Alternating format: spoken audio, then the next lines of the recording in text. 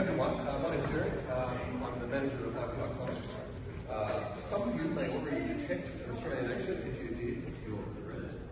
I'm Australian, and the only Australian publisher that actually is distributed by Lunar, but a few of my companions here as well. We believe we publish quite well, and certainly over the last 3 years we've done better and better every time, so we're very pleased with our relationship with Lunar.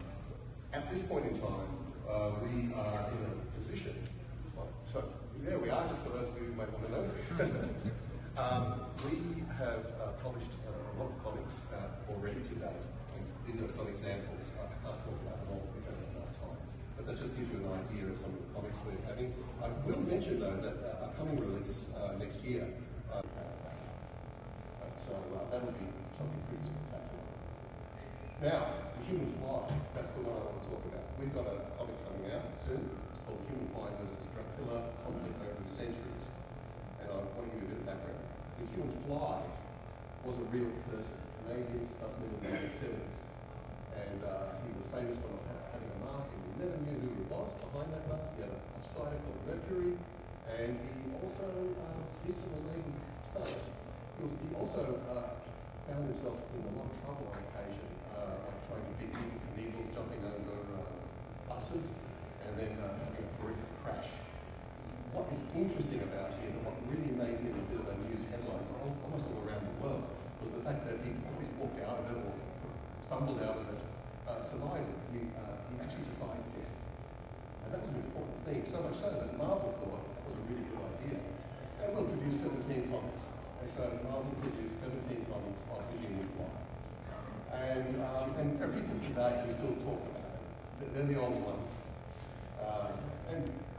But fast forward many years, to about 3 years ago, we approached Human Fly International, the franchise owner.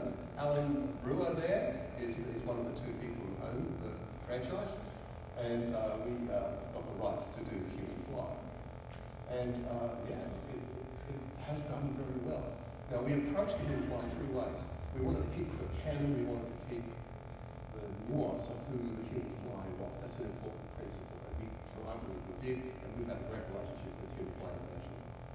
The second thing we want to do is bring The Human Fly into the 2020s. That means maybe it's a different Human Fly, maybe not. A little bit of mystery there, because what he is there.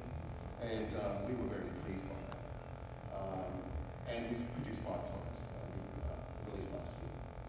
The third thing that we want to do, and that's really the production of this Human Fly versus Dracula, is to draw the Human Fly into the ethos of what our branding is all about, which is less about superheroes, more about mashing up different genres, subgenres, a bit of dark stuff, that sort of thing. And so this is the Human Fly versus Dracula. That'll probably be the cover of the first issue. Jim Kruger wrote the 4 issues. And so and the reason why is because he just loves the Human Fly, and he just jumped at it. And we're very proud of that. And we also have here Peter Lawson, who's the artist, penciler and inker. Spectacular job, Australian.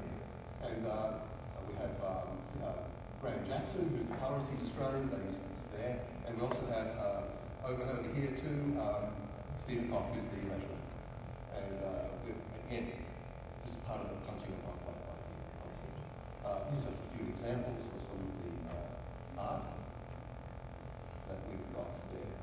So we've done 2 issues, we've got 2 we've done.